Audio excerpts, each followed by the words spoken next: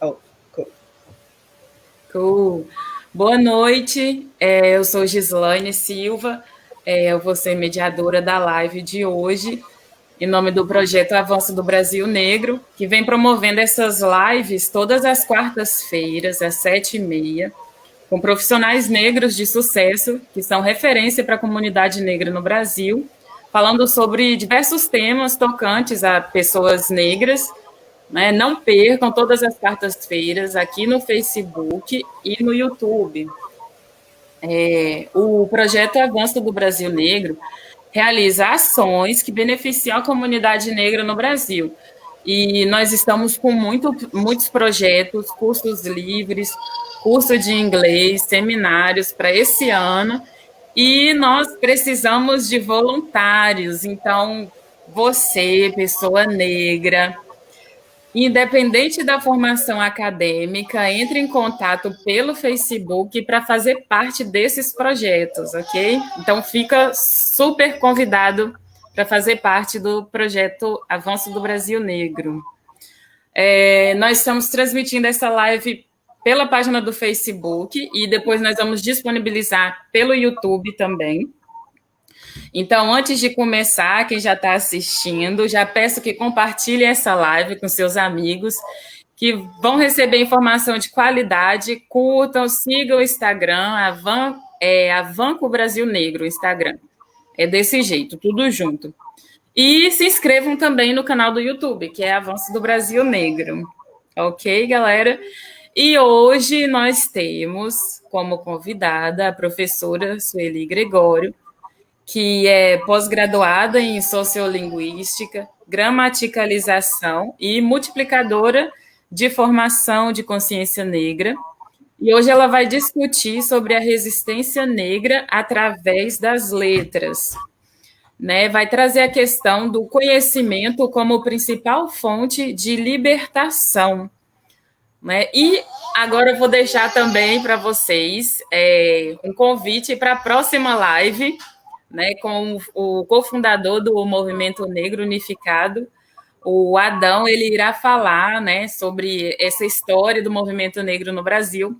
Então, vocês estão super convidados, está imperdível. Eu e a doutora Sônia vamos ser moderadoras.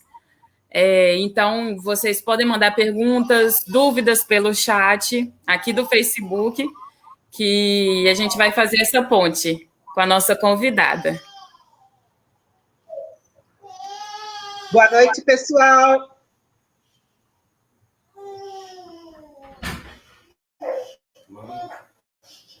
O seu microfone está desligado.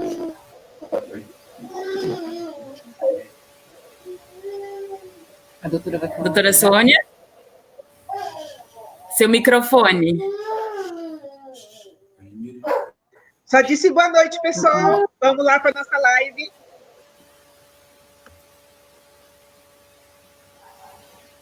Olá. Agora a professora Sueli está com a palavra. Fique super à vontade para trazer esse conhecimento que você tem, essa garra. Vamos lá. Estamos ansiosos. Boa noite a todos. Eu estou muito feliz pelo convite, a doutora Sônia convidou. Eu já dei uma olhada em quase tudo que vocês postaram e para entender como é que é esse processo desse projeto Avanço Negro do Brasil, né? E todos os propósitos são necessários, desde a questão que a doutora trouxe, né, da questão política, principalmente, como todo o restante que vai desde a nossa sobrevivência econômica, emocional, financeira, de trabalho, educação, saúde. E esse movimento é necessário, né, mais do que a unificação, ele é necessário por uma questão de ação, nós precisamos agir, né? Nós precisamos transformar esse conhecimento do qual nós estamos tomando conta agora, do qual nós estamos resgatando, e transformar esse conhecimento em ação. Aí sim é sabedoria. E tomando também como exemplos os erros cometidos no passado, né? As nossas fragilidades, as nossas inocências do passado, e nos traz aí ensinamentos para que a gente não cometa os mesmos erros de agora em diante. Eu me chamo Sueli Gregório, vou falar um pouco sobre mim. Eu me chamo Sueli Gregório, eu estou agora com 43 anos. Eu sou nordestina, miscigenada, filhas de pais miscigenados. Eu tenho uma descendência euro-afro-indígena, mas aqui no meu país e em qualquer lugar do mundo eu passo como negra. Eu posso ter a pele um pouco mais clara, mas eu sou negra. Eu não tenho traços europeus e também não sou tão parecida com os indígenas. Então, eu me classifico como negra, tenho um filho, fui mãe solteira. E como a maioria das pessoas que passaram por essa área de educação, eu não fui muito bem aceita na escola. A minha convivência com estudante e professores foi um tanto turbulenta, por uma questão até de aceitação, que nós só vamos entender isso mais tarde, quando a gente descobre o que é se tornar negro, né? Eu saí da escola, aprendi uma profissão, eu sou manicure, comecei um curso de podologia, mas abandonei o curso técnico porque cismei que queria ter um título superior. A primeira da família a ter um título superior. Então, eu troquei o curso de podologia pelo curso de letras e me bacharelei e tenho licenciatura plena em língua portuguesa. Dei continuidade para os estudos, tendo que criar um filho sozinha, um menino negro. Me preocupo até hoje com a segurança e a posição de vida dele, da segurança tanto material quanto financeira e física também, porque quem é mãe de um menino negro sabe o quanto a gente é temerosa pela vida deles. E dei continuidade para os estudos. Hoje, até chegar na FEPELESTE, na USP, com a sociolinguística. Mas mesmo assim, foram as faxinas, as unhas e auxiliar de cozinha que pagou os meus estudos. Então, quando eu ouvi o Dex falando a respeito dessa base da pirâmide que a gente faz parte, continua fazendo parte, independente de termos conhecimento ou não, existe uma barreira que eu até hoje não consegui ultrapassar. O fato da gente ter adquirido conhecimentos intelectuais não nos torna pessoas muito bem-sucedidas financeiramente. De qualquer maneira, nós continuamos sendo as pessoas que menos ganham, mesmo possuindo um grau de escolaridade. E é justamente sobre esse desafio de transformar a nossa competência, legitimar a nossa competência perante a mídia e o mercado, é que eu venho falar para vocês que a educação liberta. É através dela que a gente vai conseguir aí se posicionar com mais autoestima e com mais segurança perante essa sociedade racista, né, que nós vivemos aqui no mundo. Vamos lá.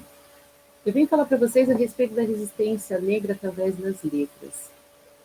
A gente pode contar uma história, a história da humanidade, ela pode ser contada, o desenvolvimento humano e suas atividades, através de 3 linhas de pesquisa científicas. Tá? Eu não vou aqui trazer conotações religiosas, apesar de a teologia ser uma área em que conta a história da humanidade. Mas dentro da linha científica, ainda concordando com a doutora Sônia, nós temos aí 3 áreas que contam a história da humanidade: a anatomia, a genética e a linguística. Então, eu, como professora de letras e estudante de linguística, vejo na linguagem a história do nosso desenvolvimento humano. E no quesito negritude, essa linguagem ela é mais delicada, porque nós passamos aí por todo um processo de estigmatização em cima da linguagem. É difícil falarmos sobre racismo quando não existe uma ofensa falada. É difícil falar sobre racismo quando ele vem revestido de um pseudo-elogio. Então, é a linguagem onde se manifesta primeiro as impressões que as pessoas têm de nós negros. Essa tríade, ela conta o processo de evolução da espécie que hoje a gente conhece como Homo sapiens. No dia 6 de de maio de 2016, os pesquisadores antropólogos descobriram que os chineses, os pesquisadores antropólogos chineses e americanos fizeram uma publicação na Science da descoberta de um fóssil na Ásia, no sul da China, falando que a origem dos primatas, que vem de uma linhagem de antropóides e que habitava áreas do continente asiático, passa por um fenômeno climático em que o planeta esfria entre o período do Eoceno e o Oligoceno, alterando a fauna naquela região. Houve, então, uma modificação dos primatas fósseis que eles encontram. Eles mudaram de localidade. Esse fenômeno traz uma comprovação científica muito interessante, porque se não houvesse essa glaciação, o desenvolvimento dos primatas, dos primeiros espécies de Homo, não teria sido na África e sim na Ásia. Mas houve um fenômeno que faz com que as áreas do sul da China esfriasse muito e ficasse pouco adequado para os antropóides desse período do Oligoceno. Então, eles descem e ficam na região africana, onde a temperatura é um pouco mais elevada. E isso é comprovado através desses fósseis. Por que eu estou dizendo tudo isso? Porque a origem da humanidade é na África. Gostando ou não? E a gente precisa entender isso. Nós falamos sobre escravidão, nós estamos pesquisando e entendendo todo esse processo escravagista que já veio da África, ensinado pelos árabes para os europeus. Deixamos de ser escravizados pelo terreno, por solo, e passamos a fazer essa viagem pelo Atlântico e chegamos aqui de maneira usurpada da nossa cultura. E tudo isso precisa ser entendido. Quando a gente adquire esse conhecimento através das leituras, é que a gente vai tomando conta de como as histórias foram distorcidas, de como nós tivemos um apagamento da nossa cultura, da nossa linguagem, da nossa beleza, né? A linguística, então, entra, que é a minha área de especialização, como uma escrita sistematizada por volta de 3.000 a.C., 3.000, 3.500, com os sumérios, né? Na antiga Mesopotâmia, que junto ali com a área do Antigo Egito, né, as civilizações do Antigo Oriente, próximo do norte da África, que tinha fronteira com o mar Mediterrâneo, o deserto da Líbia, faz ali então uma tríade das primeiras civilizações que se desenvolve na escrita. Por que falar sobre isso?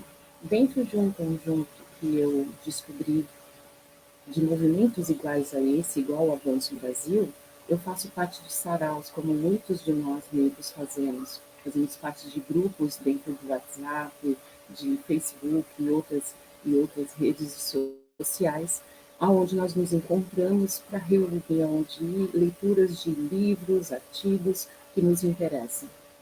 É justamente essas palestras, essas lives, esses livros e essas discussões que abrem para a gente uma educação, um conhecimento que não nos é passado na escola. Eu, como multiplicadora da formação de consciência negra, tento trazer em pauta a Lei 10.689, que não é cumprida, né? Nós sabemos que está no papel, mas estudar a África não convém, muitos professores ainda se recusam. Existe aí, então, uma negação. A nossa população é bem desorganizada e até pueril. Eu acho que isso faz com que a gente ainda tenha que engatinhar perante determinadas condições. Por isso que o avanço do Brasil é uma ação importante, porque causa movimento, causa articulações com outras pessoas, com o mundo, em um prol em comum a todos, que eu acho que é o que deveria transpirar de nós negros. Eu vou mostrar aqui para vocês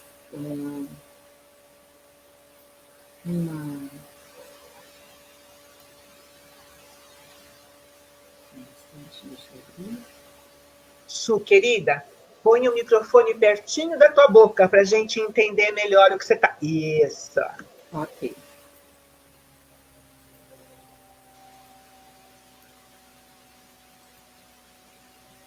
Muito bem. eu vou mostrar aqui para vocês. Eu comecei a ter conhecimento a respeito dessas literaturas dentro de um sarau chamado Sarau Digital, com o professor João Elias, que é o idealizador do curso básico de cognição de consciência negra, já um requisito trazido pelo próprio movimento negro, que viu a necessidade da formação de novos militantes que tivessem conhecimento da África, que tivesse conhecimento da cultura africana, do continente, da área geográfica e também da história e da antropologia. Foi nesse sarau em que ele traz uma resenha da recusa de si e o assassinato simbólico de si mesmo. Tudo que nossos inimigos precisavam fazer era esperar o nosso fim. Precisam fazer esperar o nosso fim. Essa resenha é feita do livro O Racismo Negro no Brasil. Tá? Então, quem milita no antirracismo há muito tempo sabe que a negação da raça é um tema tabu. Virginia Bicudo, nossa psicóloga, já apontava a recusa de si em 1939, antes mesmo de Franz Fanon, que escreveu Pele Negras, Máscaras Brancas, em 1952. Mas foi em 2017, depois de 5 anos de uma situação de racismo que acontece dentro da universidade, o curso de Clínica de Psicologia, Conflitos e Sintomas, no renomado Sede Sapiense, surge então esse livro, Racismo e o Negro no Brasil, Questões para a Psicanálise. Esse livro é interessantíssimo, é importante a leitura dele, porque traz nomes e pesquisas aprofundadas, análises profundas em relação ao nosso comportamento, a nossa psique, e que vai trabalhar um pouco da nossa saúde mental. Eu vou ler para vocês a vista de apresentação, logo no começo do livro, por uma psicanálise brasileira. Tá? A Noemi comenta, traz esse trecho e faz uma alusão aqui, com uma autora que nós também lemos bastante. Comemoramos hoje 120 anos de abolição de escravatura negra no Brasil. A abolição da escravidão quer dizer aqui fim de um sistema cruel e injusto que trata os negros como coisa, objeto de compra e venda, negócio lucrativo para servir à ambição sem fim dos poderosos. A abolição da escravatura, que quer dizer libertação. Mas será que acabamos mesmo com a injustiça, com a humilhação, com o desrespeito com que o conjunto da sociedade brasileira ainda nos trata? Será que acabamos com a falta do amor próprio de que nos foi transmitido desde muito cedo nas nossas vidas? Será que já nos libertamos dos sentimentos de que somos menores, cidadãos de segunda categoria? Será que gostamos mesmo da nossa pele, do nosso cabelo, do nosso nariz, da nossa boca, do nosso corpo, do nosso jeito de ser? Será que nesses 120 anos de abolição conquistamos o direito de entrar e sair dos lugares como qualquer cidadão digno que somos? Ou estamos quase sempre preocupados com um olhar de desconfiança e reprovação que vem dos outros? Esse texto é da Neuza Santos Souza, que escreveu um livro importantíssimo chamado Tornar-se Negro.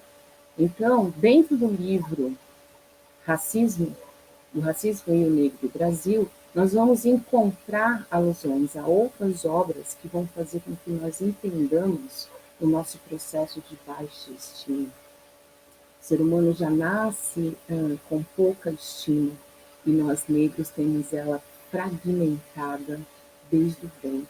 Né? Nós trabalhamos o tempo inteiro para uma aceitação. E o Tornar-se Negro vem falar sobre isso. Interessante que uma mulher inteligentíssima como a Neuza, que escreveu um livro que até hoje nos traz informações bombásticas a nível de emocional e psique, se suicidou. Algo que entre nós negros parece ser comum. até mais para quem possui um pouco mais de conhecimento intelectual, né?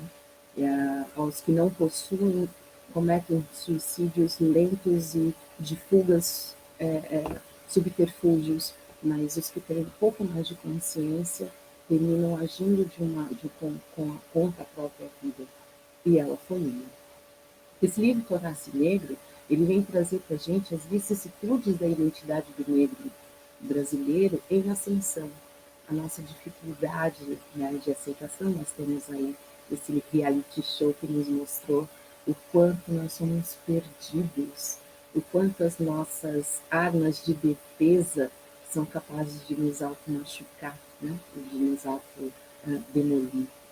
Esse livro procura romper a precariedade dos estudos sobre a vida emocional, que hoje a gente já tem um respaldo, que é a saúde negra mental, com tantos profissionais negros fazendo parte dessa labuta que é a nossa psique.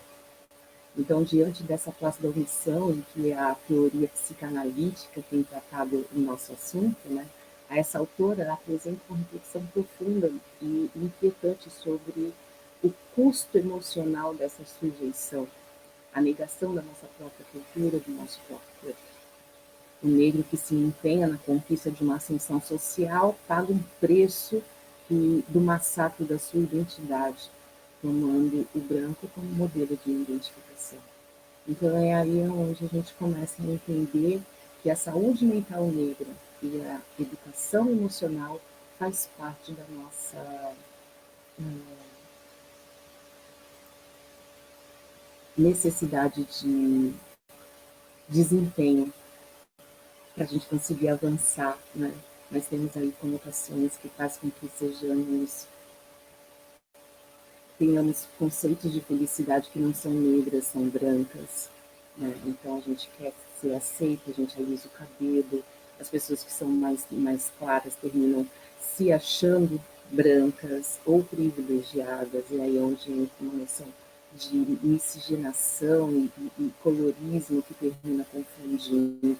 Esse processo de branqueamento, que foi um processo político, que era a intenção de agora, em 2000, termos apenas 5% de pardos, onde negros já não existiriam, isso deu ruim, né? Hoje nós somos 54% da população, então esse apagamento mental houve com a gente muito sério e a gente normaliza.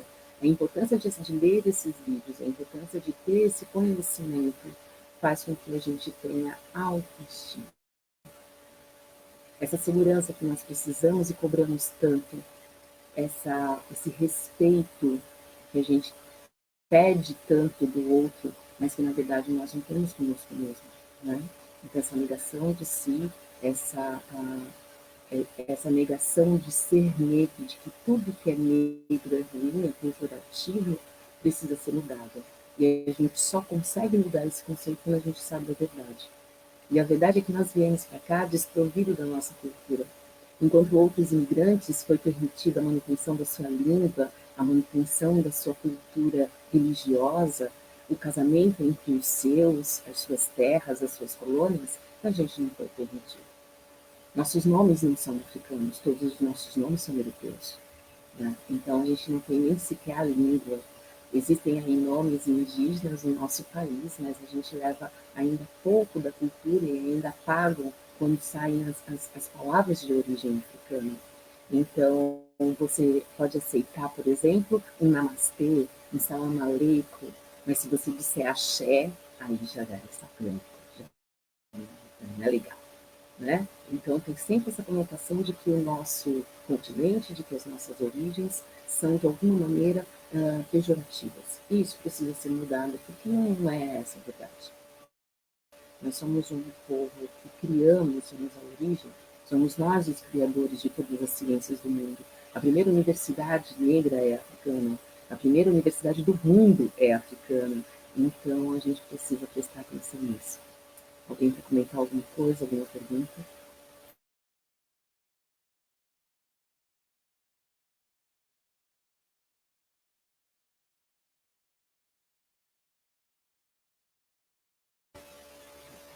Não estou ouvindo. Doutora Sônia, você falou alguma coisa? Seu microfone está mudo. Eu só avisei que o microfone da Su está mudo. Eu havia desligado esperando até algum de vocês falassem.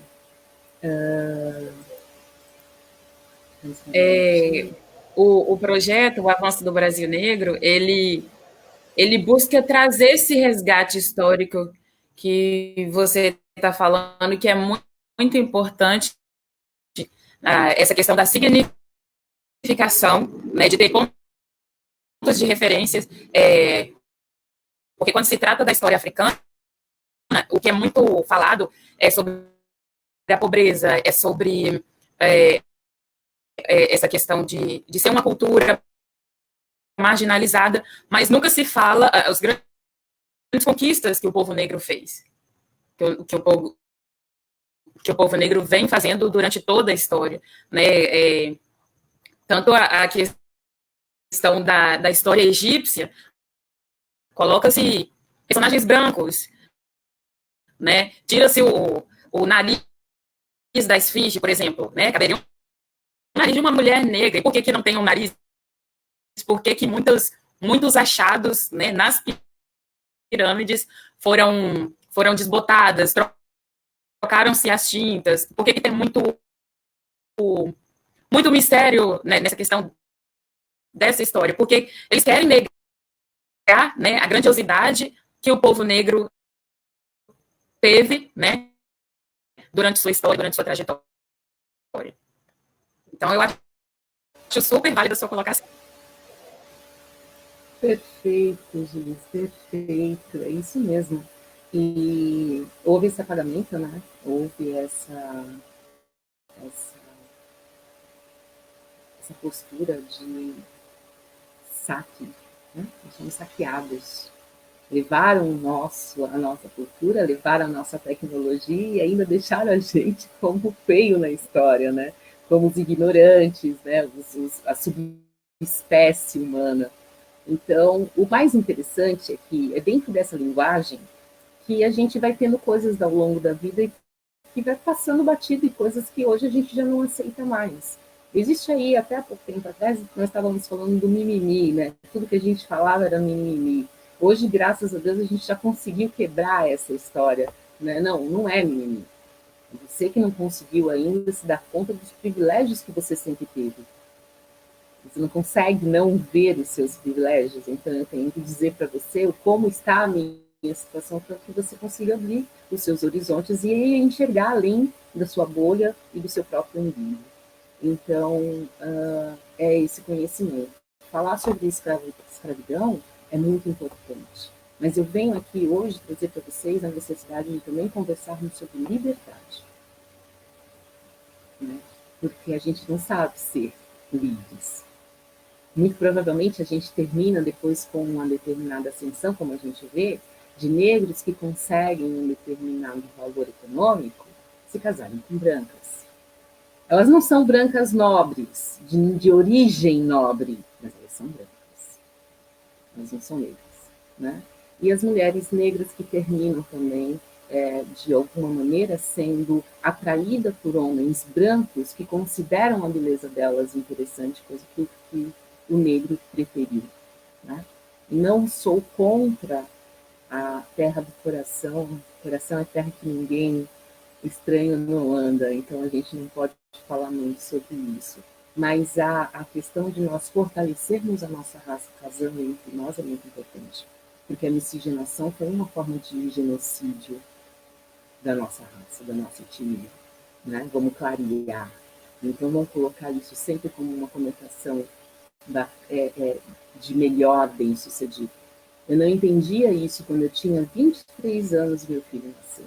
Dentro da minha própria casa, eu ouvi um irmão dizendo: a Sueli, ao invés de clarear a família, escureceu.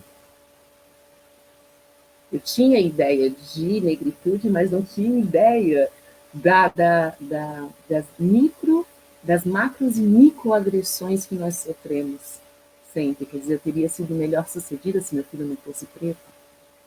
Como assim?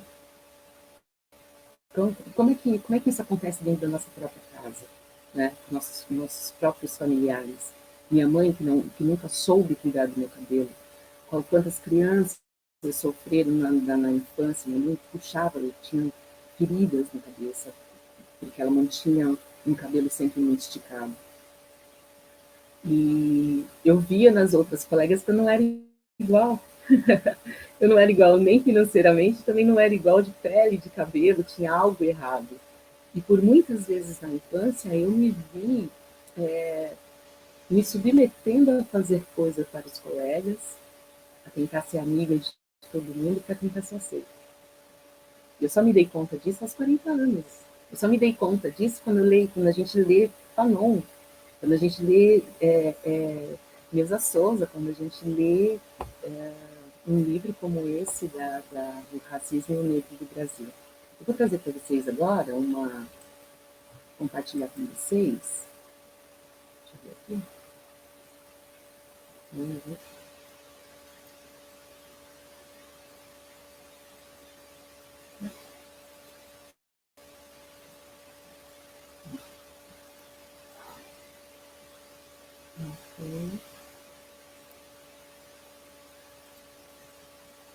Bom,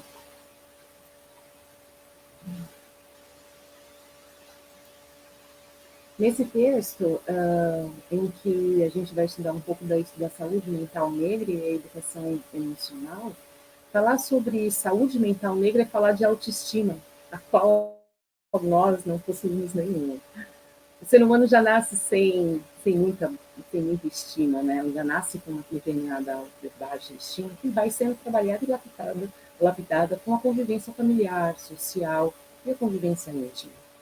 Na grande maioria negra, a rejeição já vem do útero, né? E ela é retificada e amadurecida com a nossa incisão na sociedade, cujo sistema é racista e preconceituoso. Então, o que vai acontecendo? Nós vamos nos fragmentando em estigmas estapafúrdios, né? Porque a gente tenta, por exemplo, lidar a nossa fisionomia, o nosso fenotipo, como operações de nariz, alisamento de cabelo, né? Para tentar ficar parecido de um jeito que a natureza nossa não veio dessa maneira.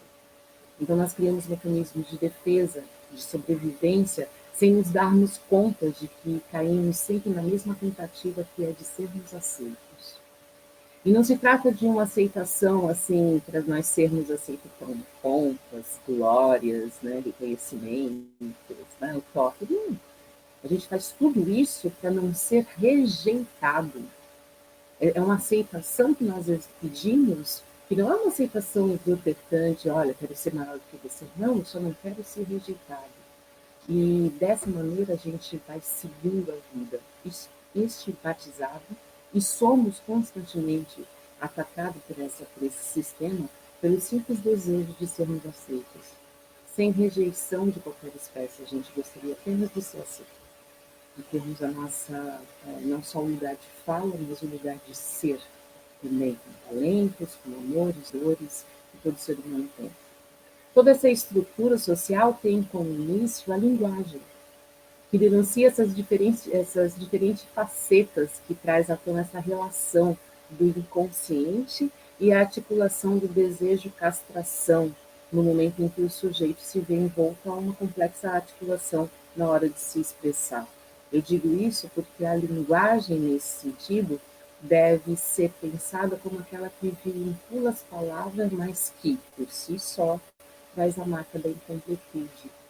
Essa linguagem, ela é o não dito, é a expressão que tem algumas manobras, que constrói manobras na tentativa de colocar um enunciado mostrando quem é o caráter do indivíduo, do sujeito.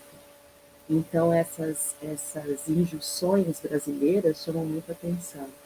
Então, vou colocar numa conotação mais fácil de entender, não sendo tão linguística, é quando nós ouvimos assim, fulano é negro, mas é honesto. Ou, apesar da cor, ele trabalha bem. E tem aquela famosa, né? Fulano é negro, mas tem a alma branca. Então seria um privilégio ter alma, né? Já é um privilégio ter alma. Nós não tínhamos, e nós ainda temos que agradecer porque ela é branca. Então essas injunções, essas frases, elas estão tão arraigadas e tão naturalizadas dentro do nosso discurso que, por diversas vezes, elas não são notadas, elas passam despercebidas. E a partir de agora, a gente passa a ter aí uma conotação maior de conhecimento, essas coisas já não podem ser tão simples assim. A gente já não pode deixar esse tipo de linguagem fazer parte das nossas vidas e nós devemos também educar as outras pessoas em relação a isso. Esse discurso, ele fica aí exposto para nós como uma agressão. É interessante observar que, ao mesmo tempo, quando supostamente a gente tenta, né, desenvolver todos os termos sobre racismo no nosso país e no mundo, essas frases continuam passando despercebidas até hoje. Então, por que se trata esse despercebido? Por que existe esse despercebido? Tem relação direta com a recusa de si, a negação de ser, de si como um negro. E o silêncio que se faz presente no lar, na escola, no trabalho e na sociedade. Nesse capítulo, nesse livro, Racismo e Negro no Brasil, no capítulo 13, a autora Tânia Veríssimo quis ampliar a análise desse processo de recalque nessas negações, justamente dentro dessas frases. Né? Então, esse capítulo 13 é muito importante, é dele que a gente tira muitas informações em relação à nossa compreensão de ser negro e a nossa linguagem usada. Então, nesse parágrafo, dentro desse capítulo, ela traz um parágrafo falando das armadilhas da linguagem do cotidiano, a recusa e o narcisismo brasileiro.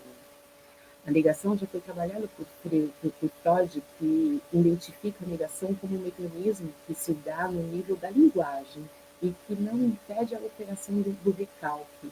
Nós falamos e deixamos claro o recalque em relação àquilo que não é apropriado a nós o iniciador de quem fala. Então, ele vai dizer que a negação e o recalque continuam operando na fala do sujeito. A representação recalcada será manifestada na condição de um não. Né? Mas essas frases formuladas virá sempre com uma conjunção coordenativa adverbial. Esse mas é a negação. Então, a gente vai dizer, fulano é pobre, mas é limpinho. Fulano é homossexual, mas é talentoso. Ou então, ela é gorda, mas tem um rosto bonito. E a mais destrutiva, que eu acho, na minha opinião, que ela é negra, mas tem traços finos. Então, o sujeito aceita intelectualmente essa vinculação com um conteúdo recalcado. Vai passar por ele e por quem escuta sem criar conflitos, sem cessar esse recalque. Eu vou trazer para vocês uma situação em que eu tive uma deixa eu ver se está aparecendo para vocês.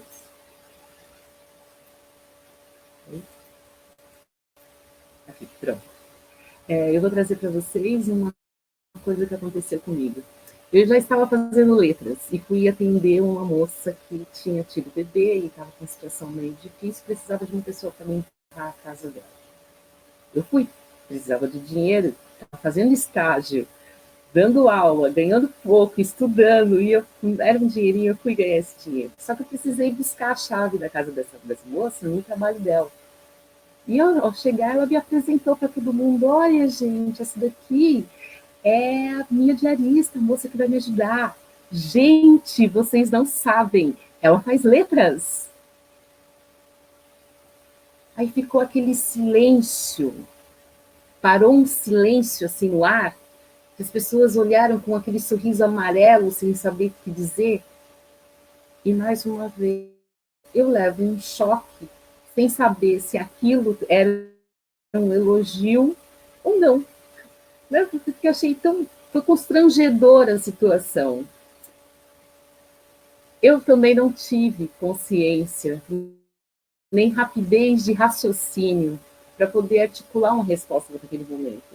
E eu acredito que a maioria de nós, negras e negros, passamos por situações como essa.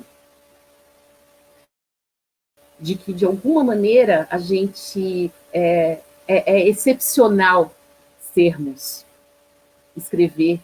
Como diz a Evaristo, que teve no cartório, a senhora que perguntou para ela, a funcionária que perguntou, a senhora sabe ler? A senhora quer colocar o carimbo do dedo? Ela... Então, quer dizer, só porque nós somos negras, só porque nós possuímos um fenotipo, então a gente não fala que faz doutora, PhD em física, né? E algo que deveria ser natural, não é. Não é.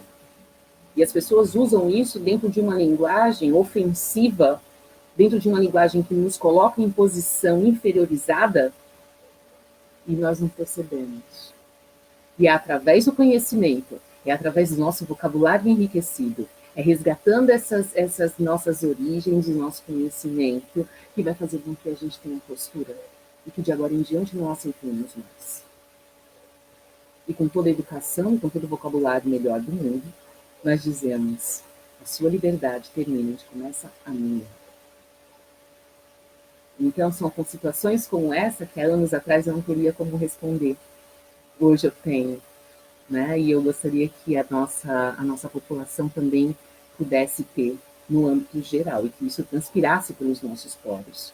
Comprar de negros é uma atitude que deve ser quase que inconsciente. Foi retirado da gente o direito de termos o espírito da intimidade numa questão coletiva. Nós não sabemos amar. As nossas relações amorosas são ruins. As nossas relações de amizade entre as negras mulheres e os homens negros também são ruins. Os Panteras, por exemplo, que é um exemplo maravilhoso de organização política e social, civil, foi desmantelada por causa do emocional.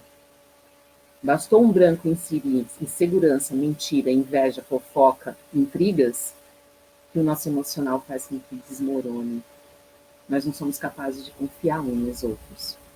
Nós temos que ter isso como primórdio nas nossas vidas. Eu tenho que ter o respeito pela minha irmã negra. Eu tenho que ter um privilégio de reconhecer que se em uma situação na rua eu vejo uma irmã negra passando por uma situação vexatória, eu tenho que ajudar. Eu tenho que apontar ao outro o quanto ele está sendo cruel. A minha dentista é negra. A minha costureira é negra. Eu gostaria de ter mais profissionais negros que pudessem me atender. Eu gostaria que o mercadinho aqui do lado de casa fosse de um negro, para eu poder comprar nele. Então, eu ainda continuo fazendo compras de grandes redes que não pertencem a nós. Então, o DEX traz essa conotação econômica muito necessária. Quando nós tivermos aí a integração desses livros que traz a nossa importância, o nosso valor, reconhecer o nosso valor, esses posicionamentos possam ser mais fáceis. Até mesmo, doutora, como a senhora trouxe na sua live, sobre a questão política. Então, mesmo que a gente seja uma primeira administradora de casa, crie nossos filhos, trabalhe, a gente talvez não queira se posicionar como uma pessoa política e se candidatar à política. Né? Até pouco tempo atrás era dito para a gente que política, futebol e religião não se discute. Oi? Como assim não se discute religião, não se discute política? Quer dizer, então nós somos aí de gerações de pessoas que evitam a política como se fosse um assunto, questão de gosto. E não é questão de gosto. Estão alienando a gente para que a gente não tome posicionamento e não veja o que está sendo feito e que seja capaz de escolher para nós mesmos aquilo que seja interessante para a gente. Viramos o quê? Manobra, massa de manobra para eles. Então é aí onde o conhecimento se faz importante. Atitudes como essa que nós estamos tendo agora, de movimentação, de mostrar esse profissionalismo, de apontar esses livros, de apontar pessoas que possam estar contribuindo para a nossa saúde mental, para o nosso desenvolvimento econômico, para as nossas ciências, né, de trazer aí tecnologias que somos capazes de criar, isso tem que fazer parte do nosso dia a dia constantemente. Alguma pergunta?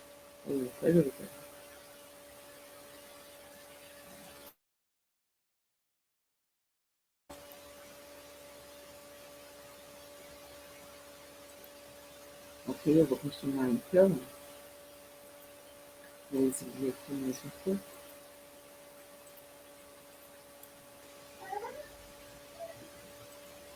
E voltamos. Muito bem.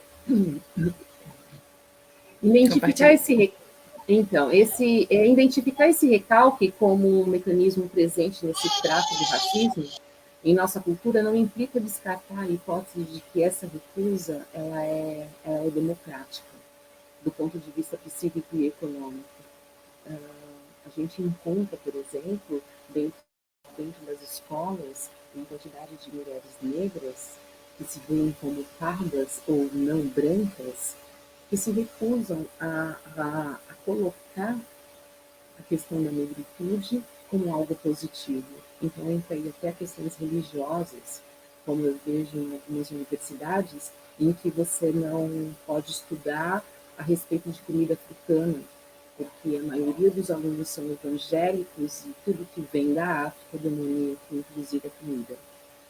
Então, há aí também uma negação desses negros, que não se consideram negros, e termina fazendo com que seja um fogo amigo, como o meu mestre João diz, de uma conotação de que eles terminam sendo pior do que os nossos próprios agressores, né? Então, no ponto de vista psíquico e econômico, podendo ser encontradas essas psicoses, essas perversões, essas neuroses, a partir dessa manifestação avassaladora, que impede que a gente, criando impossibilidades do nosso avanço como seres humanos, nos encontrarmos como pessoas que possuem valor. Então, a gente é estigmatizado e a gente se auto-estigmatiza e não percebe isso. Através de linguagens como essa. Eu ouvi recentemente alguém dizendo para mim assim, mas é que preto de alma branca porque nós somos puros. Não, você não está entendendo, porque a pessoa ainda não consegue alcançar que existe atrás disso uma manobra racista e preconceituosa. Então, nesse capítulo, nesse livro muito importante que eu recomendo para vocês, vou deixar aqui também o link desses PDFs, para que vocês possam ler esses livros gratuitamente. Nesse capítulo, a gente vai falar sobre vai referir a Senzala, o restaurante Senzala que existe aqui no Brasil, desde 1970, versus Auschwitz, né? Peguemos como exemplos outras etnias que sofreram, que ainda sofrem preconceitos políticos, religiosos, sofrem de racismo, xenofobia e toda forma de intolerância sobre a diversidade humana. O que acontece com a gente, deixa eu ver.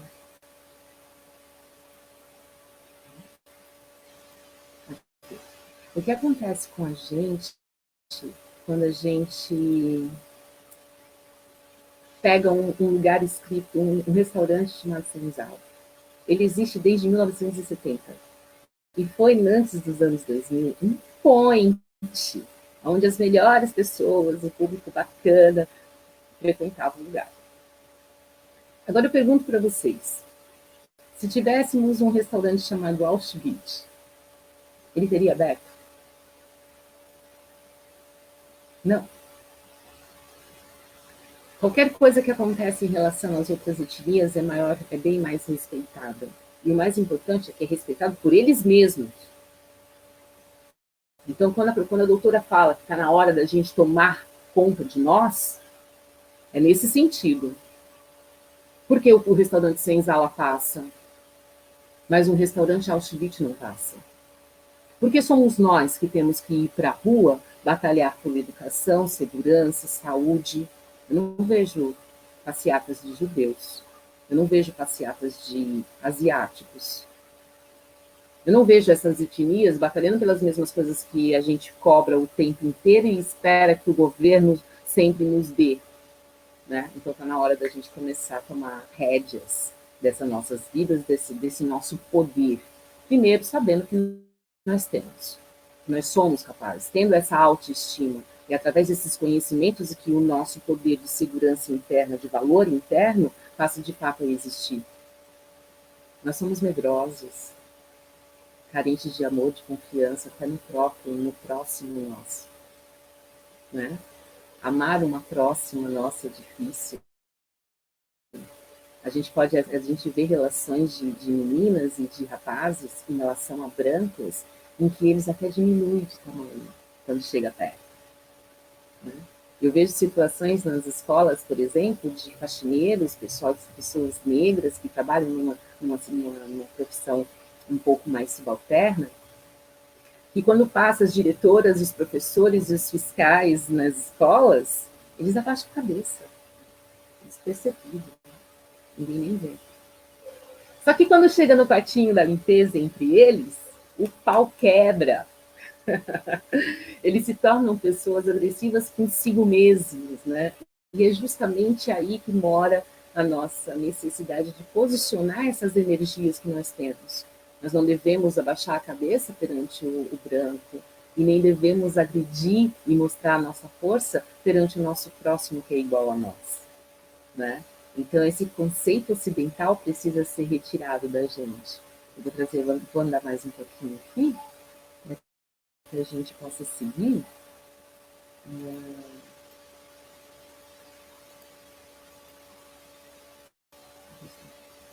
Desculpa a bagunça que estou fazendo. Então, esse ideal de brancura que veio, essa pureza, né, de pureza de nariz finos, de olhos claros, de cabelos lisos, loiros, vai desde os títulos até os cargos de maior remuneração, tudo que se deseja tem como um conceito de felicidade, de plenitude, de bom sucesso, passar por um processo de branqueamento, né?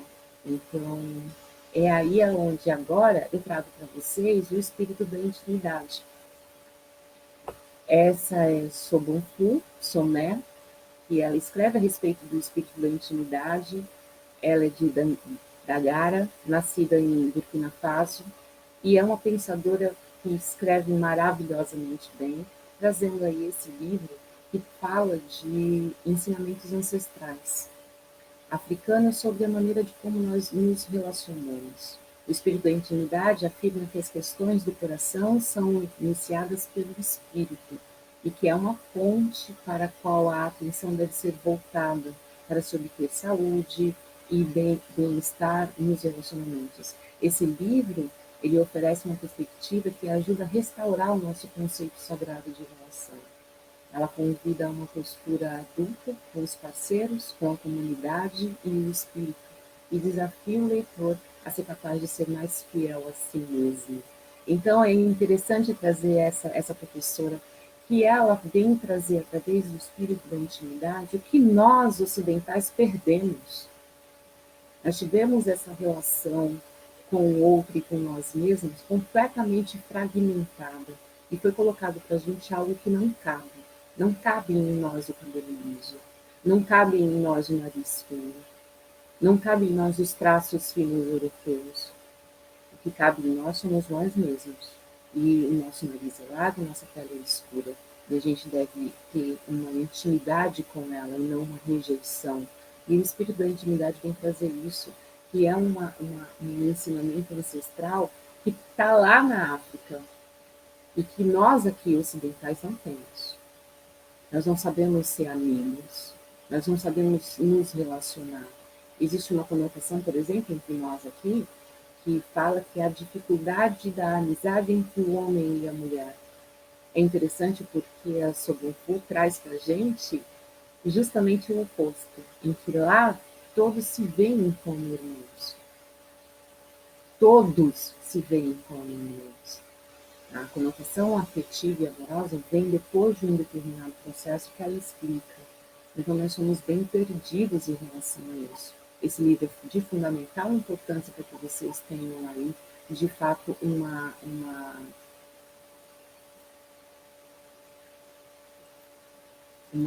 consciência de si e do espírito da intimidade, que vai nos ensinar como viver em coletividade. A gente também não sabe, nós somos isolados. Ela ensina, por exemplo, que a família toda mora junto, próximos um do outro. Aqui no Ocidente a gente casa e quer morar sozinho, né? Então nós não temos apoio.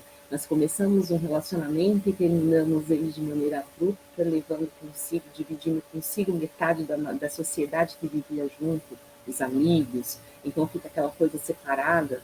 Então, a gente não sabe que para separação existe também a necessidade de uma finalização entre os meios todos, né? Então, a gente não é organizado emocionalmente para isso. Eu aprendi com esses livros que eu trouxe para vocês agora, que é o Brasil, o Racismo e o Negro no Brasil, o Tornar-se Negro da Neuza Souza e o Espírito da Intimidade como obras obrigatórias para que a gente consiga compreender um pouco mais ao nosso respeito. É nessa hora e com esses conhecimentos que a gente vai conseguir acessar a nossa autoestima e vai conseguir desmistificar toda essa mentira que contaram sobre nós, que nós não somos capazes, que nós não somos detentores de vigor, de capacidade. A nós foi dado talentos. Aqui no Ocidente nós aprendemos uma frase que fala assim: todo mundo tem defeito. Então eu quero deixar vocês com uma que é totalmente africana. Tanto africana que não se tem mais, é de domínio público, não sabemos quem foi que disse. Ninguém é desprovido de qualidade. A nós foi dado talentos. E a gente deve procurar eles, e não espelhado no outro, mas sim nas nossas fontes ancestrais. É isso.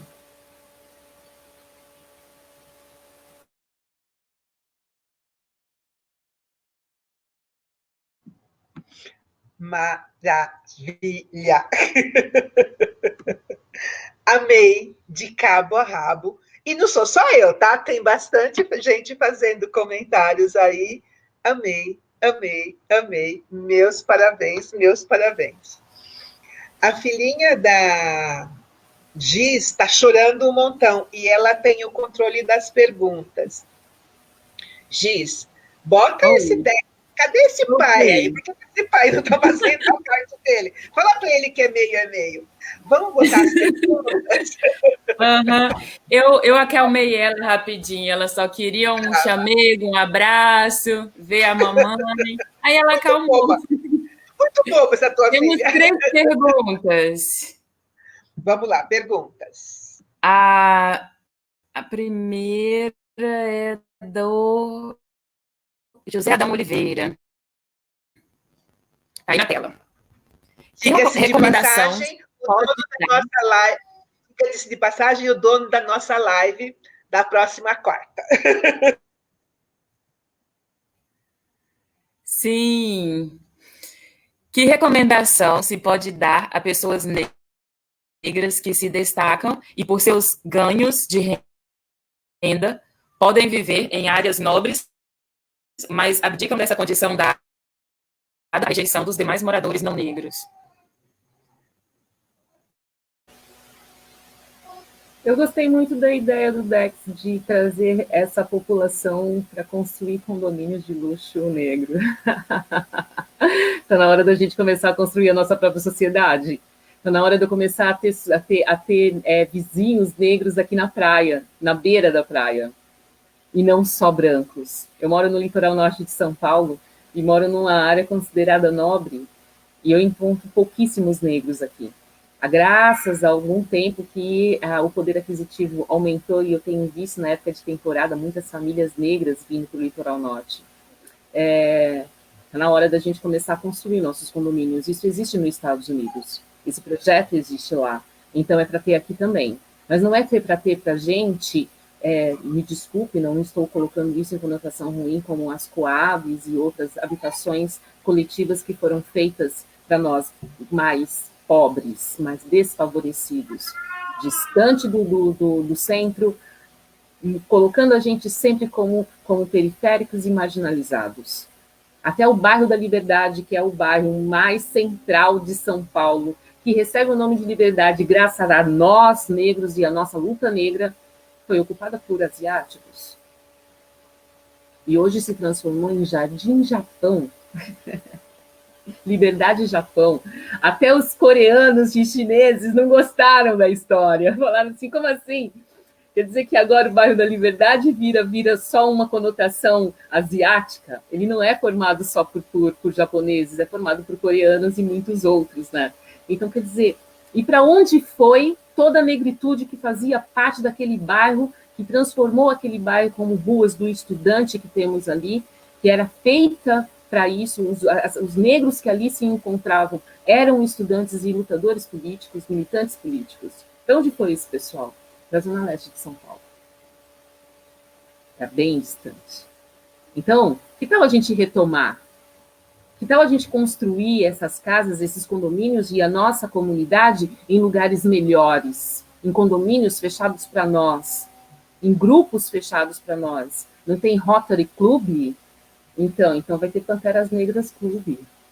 Aliás, eu acho até que o Avanço Brasil deveria ter grupo de membros. Carteirinha mensal. Não tem no YouTube, seja membro, que você paga uma mensalidade, um tantinho por mês, você pode dar de 1, 2, 3, 5 reais. Então é isso. Quer uma carteirinha? Quer fazer parte do movimento? Quer ser pelo menos uma contribuinte, um contribuinte? Seja membro. A gente tem que começar a construir esses nossos espaços. Entendeu? Sim, sim, amei sua fala e vamos aderir, vamos fazer essa carteirinha de membros. É o futuro.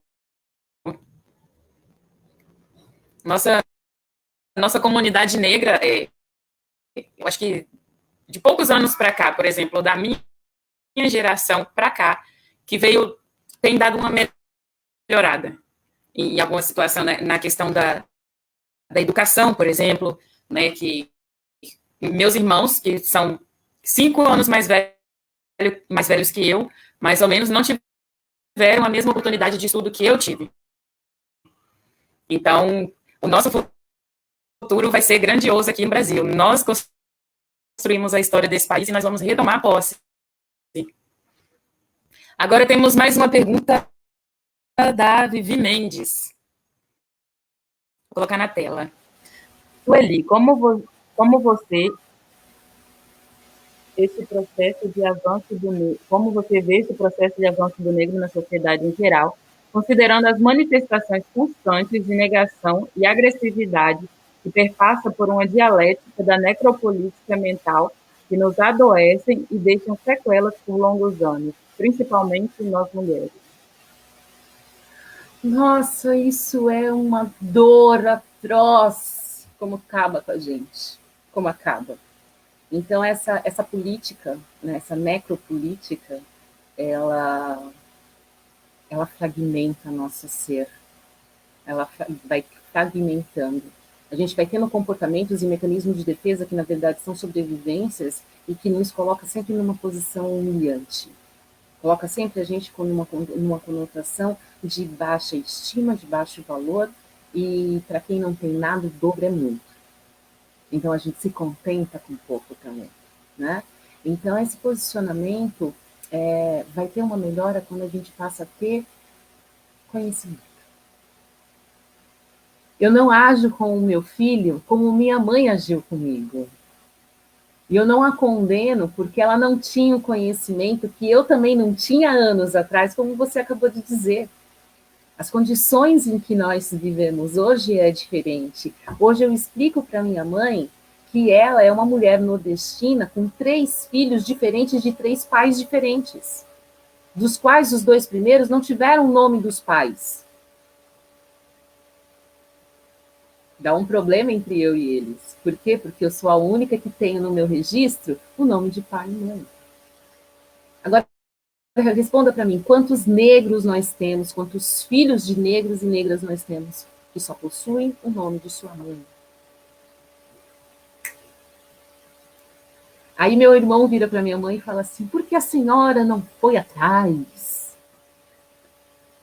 De quem não quer a gente? De quem fez um filho em nós e foi embora? Né? Então, como é que faz isso? Se a gente não tem uma educação, a educação vai fazer com que nós tenhamos uma maior consciência do nosso corpo e um maior respeito com ele mesmo. A educação vai fazer com que nós eduquemos as nossas próximas gerações de maneira diferente, tanto as nossas meninas quanto os nossos meninos. A educação vai fazer com que a gente se posicione perante o mercado de trabalho, perante os nossos homens, perante nossas mulheres, de maneira diferente. O que não pode é a gente continuar agindo da mesma forma, porque é isso que eles esperam. que a gente não reaja, que a gente não tenha essa inteligência, essa maturidade. Então está na hora. E a gente adquire isso como? Através dessas leituras. É por isso que há uma revolução dentro do conhecimento, dentro das letras. Malcolm X diz a diferença que pode causar um livro na vida de uma pessoa.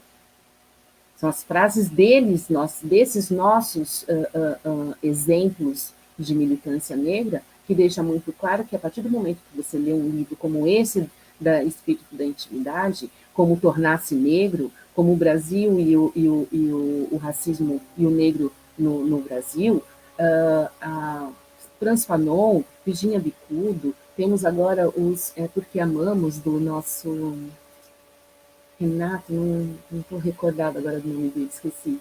Renato Nogueira.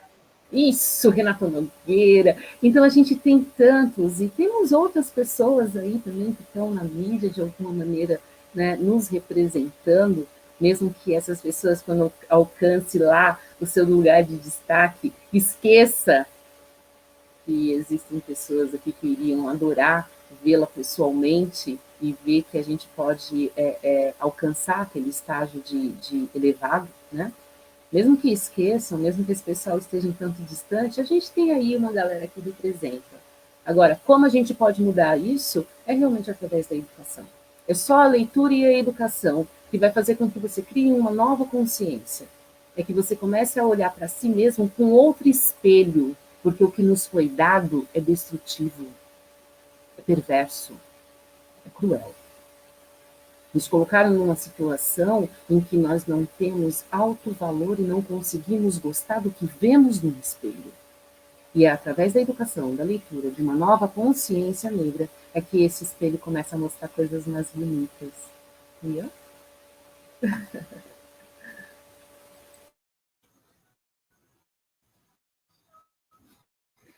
É muito bom ouvir ela falando, né? Dá uma paz, uma calma, uma tranquilidade nessa oratória maravilhosa. Já sou fã, já sou sua fã. Todo mundo aqui no chat está te parabenizando pela sua fala. E tem mais uma pergunta do José Adão de Oliveira. Eu acho que ele não entendeu muito bem. Ele postou aqui restaurante senzala versus Auschwitz e colocou interrogação. Eu acho que ele não entendeu direito, não sei.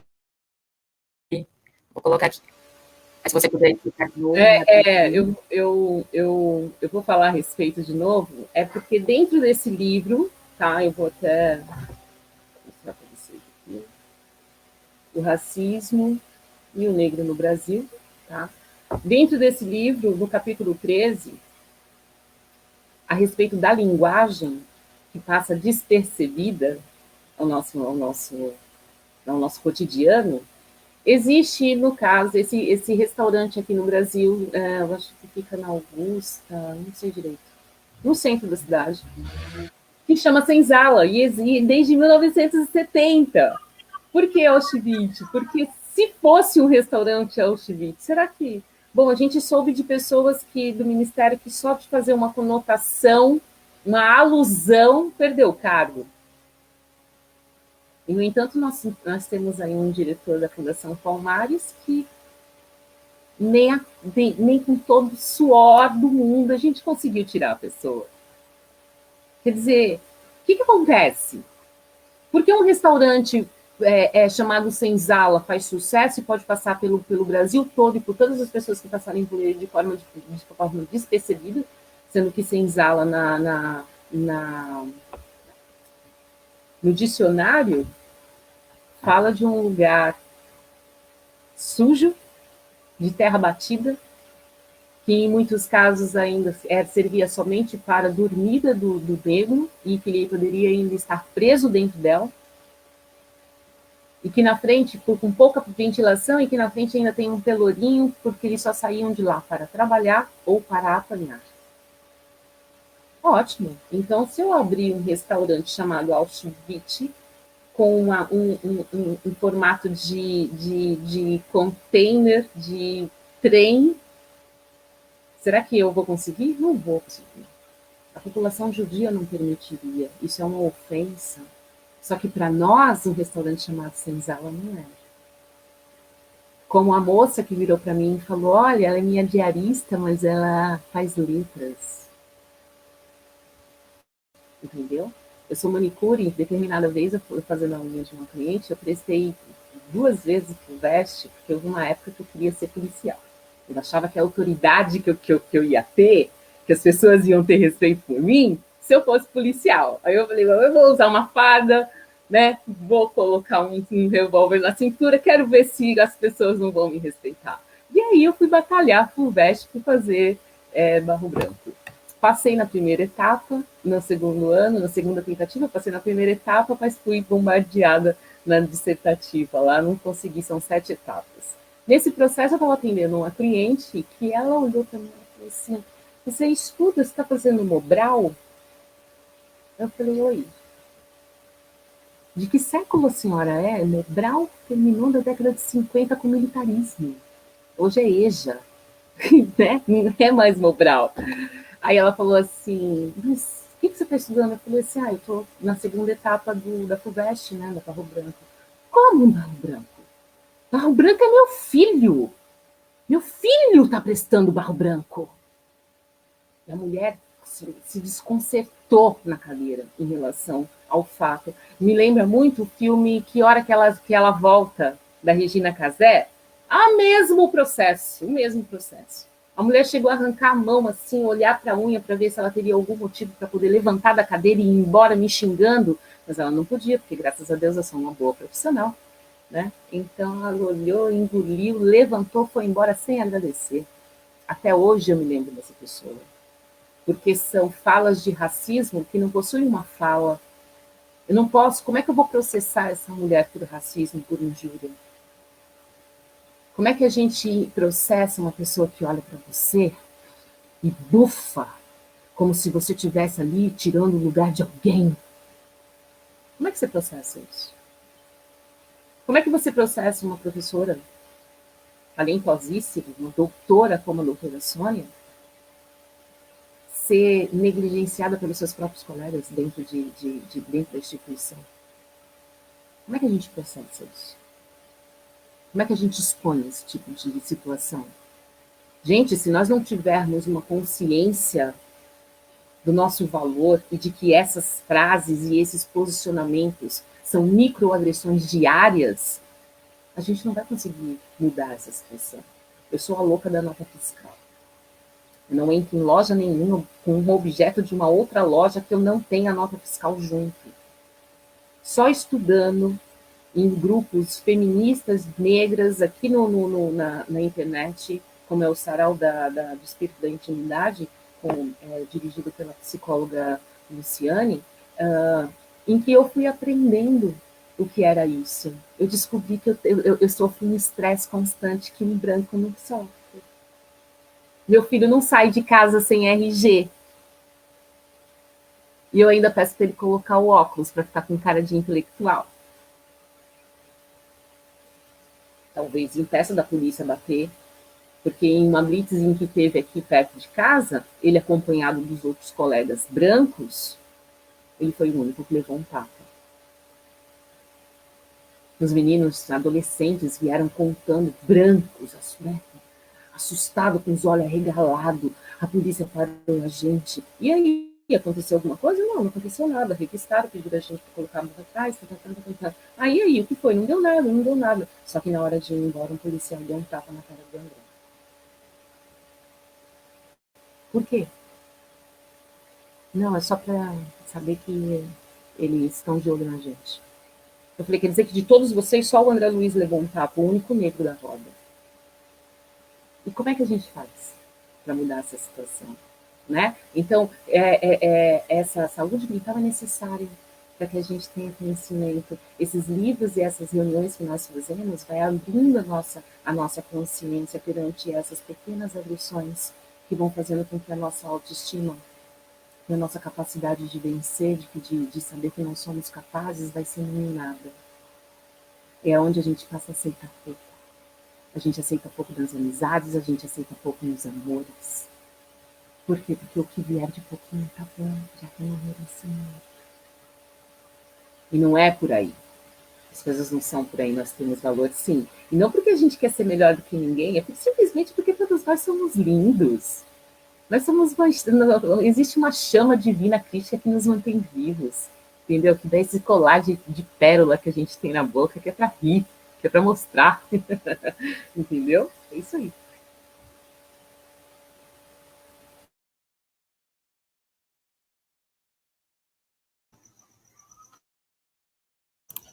Perfeito, perfeito. Temos mais alguns comentários e colocaram até o link do restaurante aqui, do campo de concentração. Né, o João Elias fez um comentário, colocou o link, né, do restaurante Senzala. E colocou isso aí, João Elias, nosso professor, ele é o professor que dá aula para a gente do Sarau do Negação de Si, que é esse capítulo 13, porque o livro é extenso, né? A gente só estuda um capítulo desse livro, eu peço para que vocês leiam todos, e também é ele o idealizador da formação de consciência Neira Cursos. Bacana, bacana. Obrigada, João, pela sua presença. Leu também, lê da Luciana. Essa aqui é a nossa palestra. Bem interessante. Luciana é a nossa palestra do dia 17 do 13, não percam. Nossa live do dia 17 do 13, não percam. Eu leio? Ela fala, naturalização das instituições violentas da escravidão permanecem no espaço das cidades, desde a Avenida Higienópolis, de quando morei em Londrina, até a Rua Jorge Velho, aqui em São José dos Campos. Aqui também tem restaurante Senzala e no restaurante A Baronesa. Os estereótipos raciais davam nome aos pratos. Pesado. Uma naturalização, né, da linguagem e da opressão. Né, qual é a parte? Há muito tempo. Então, cabe a nós mudarmos isso. Cabe a nós, o Grupo Avanço do Brasil Negro, né, que vem nessa frente, e não só o grupo, mas todo mundo, né, se unir, igual todo mundo se uniu para votar para a Carol Conká sair do Big Brother. Eu não tenho tempo para Big Brother. Isso aqui é muito mais importante do que votar em Carol Conká, Carol com B com C, entendeu? Então, assim, são pautas urgentes. Eu confesso que eu não sabia que esse restaurante existia, então eu estou aqui, estou me segurando, sabe, de estar surreal para mim. Isso não estava na realidade, conceber que existe um lugar, né, que serviu para torturar pessoas, né, os meus ancestrais, e que ainda está aberto até hoje. Não tem como. São pontos importantes. E não é só isso, né? Por exemplo, eu aprendi na rua, é isso que também eu bato muito, e as pessoas com quem eu convivo nesses grupos insistem muito. A gente tem que estar aí para fazer valer essa lei que coloca nosso ensino obrigatório sobre cultura africana e africanidades. Tá? A gente sabe aí, através dos concursos e dos vestibulares, que é cobrado para a gente. Eu, que sou professora em letras, estudei toda a literatura, desde a escrita já está dando pela Mesopotâmia, e nisso que eu comecei a palestra falando, 3.300 a.C. Nós temos aí, em média, aproximadamente, quase 5.000 anos já de processo de escrita. E a gente está aprendendo muita coisa agora, está identificando muita coisa agora. Então, eu não aprendi na escola que Celso Garcia, a avenida que eu frequentava, porque tinha 2 salões de rock na avenida, e eu frequentava aquela avenida de final de semana, que Celso Garcia era negro. Quando eu acendi mais um pouco e comecei a frequentar Augusta, né, eu descubro que a Rebouças, aquele lugar maravilhoso, aquela pista linda, também é um negro. Eu não sabia. Eu só fui saber disso na rua, estudando fora da escola. Agora diz pra gente, chega no dia da comemoração da consciência negra, a representação vai ser de uma escrava e um escravo. De dois seres escravizados. Quem é que quer comemorar na infância? Algum de vocês foi noivinha de festa junina? Eu nunca fiz comigo. Nunca tive o fenótipo de ser noivinha. Pois então, como é que acontece esse tipo de coisa? Então, quer dizer, nós precisamos sim, como tem uma colega nossa, a Rosa Matoso, que faz parte do grupo junto com a gente, tem uma filha que mora na Bahia, e a filha dela tem uma menina que estuda numa escola exclusivamente negra, com política para negros. Tem lá 2 ou 3 brancos porque os pais colocaram eles lá porque acha que deve ser. Mas a escola é negra. Eu achava até pouco tempo atrás, Gislane, que isso não poderia acontecer, mas pode. Nós podemos criar os nossos próprios cursos, as nossas próprias universidades, o nosso curso de idioma, fazer com que a nossa população, além de falar um bom português, também fale o inglês e qualquer uma outra língua que deseje fazer, como é o caso da doutora Sônia. Né? A gente precisa saber que nós temos esse direito e deixar de esperar pelo outro. Nós temos que tomar nossa atitude. Mas aí a gente precisa ter essas consciências, porque eles vão vir de todas as formas, eles vão vir de forma narcisista, eles vão vir de forma para colocar a gente contra a gente mesmo. A gente vai ouvir frases do tipo, vocês são os primeiros a serem racistas. Né? Então, você fala assim, você vai discutir, aí você tem que dizer para ele, pessoal, racismo é um problema de vocês, eu não tenho esse problema. Só que para eu dizer para vocês que eu não tenho esse problema, é necessário que eu respeite você como minha irmã, que eu respeite a doutora Sônia como minha irmã, e que ambas me respeitem da mesma maneira. E que não haja competição pejorativa entre a gente. Que não haja guerra entre a gente. E que a gente seja capaz de fechar entre nós. Eu voto em branco para sair, mas não voto em preto. Aí a gente vê um reality show como esse, mostrando o quanto somos perdidos, o quanto somos desorganizados, o quanto nós não precisamos de branco para nos lascar, porque a gente consegue fazer isso conosco mesmo. Isso é auto-boicote. O branco sabe dessa nossa deficiência. O sistema branco sabe que nós somos capazes de nos autodestruir sem que eles precisem manchar suas mãos para isso. E é justamente isso que a gente vai ter que mudar. Vamos ter que ter um comprometimento com as nossas vidas. Se vidas negras importam, então está na hora da gente começar a ter, de fato, comprometimento com ela.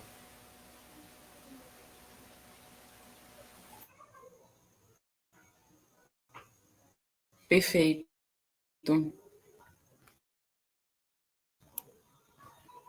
Perfeito.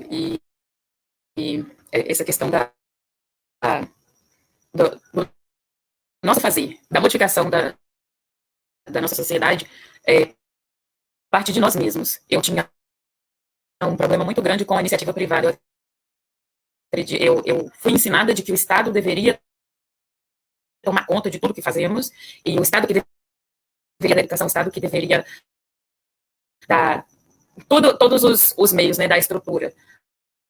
Mas esse Estado não está fazendo o papel dele. Então, cabe a nós nos ajudarmos entre si, porque se a gente se ajudar, o Estado vai ter que fazer o que a gente quer, porque somos maioria, e não esperar o Estado fazer uma posição de braço cruzado. Para construir o condomínio de luxo, com moradores negros, o Estado não vai fazer isso aqui.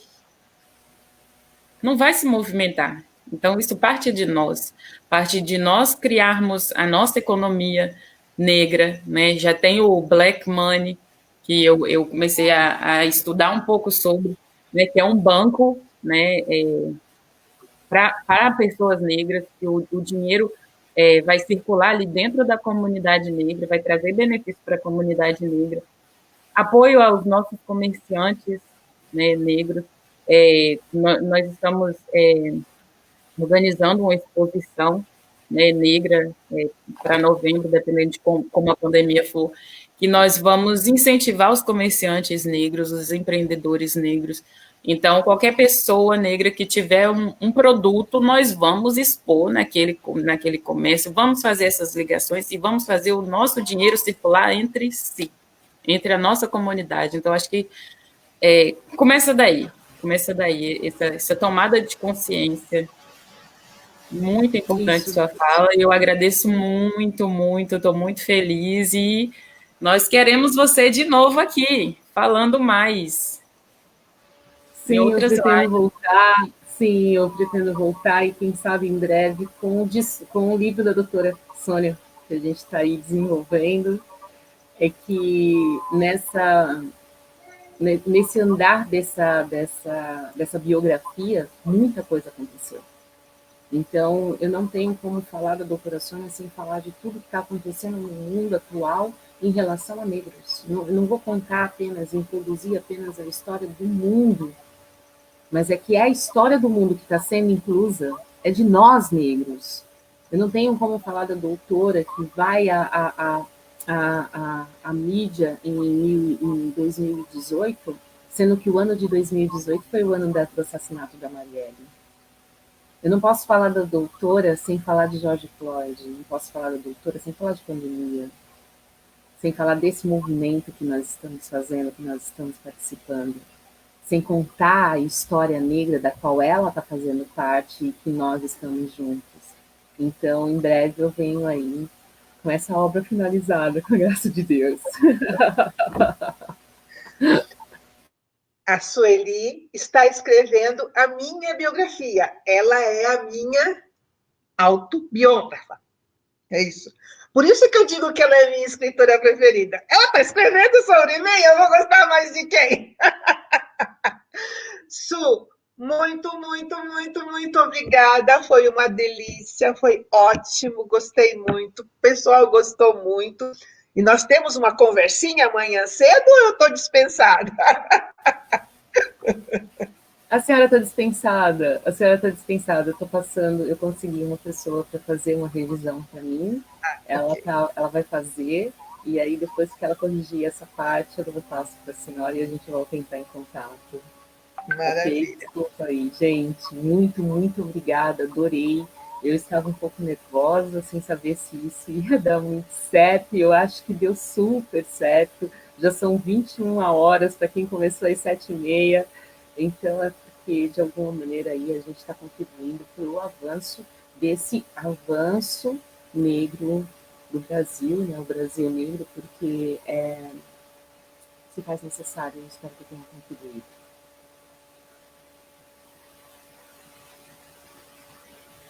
Muito obrigada, gente. É isso. Até quarta-feira que vem. Amanhã tem reunião pessoal do Avanço e já é para a gente tratar desse nosso evento em novembro. Apareçam. Pessoal que não é do Avanço, venha. Se vocês tiverem o produto, seja um membro ou uma membra, tenha a carteirinha que a Sueli sugeriu, porque nosso evento em novembro vai ser bárbaro e é para todos nós ganharmos. É isso aí. Boa noite a todos, muito obrigada. Boa noite, pessoal. Boa noite. Tchau, tchau.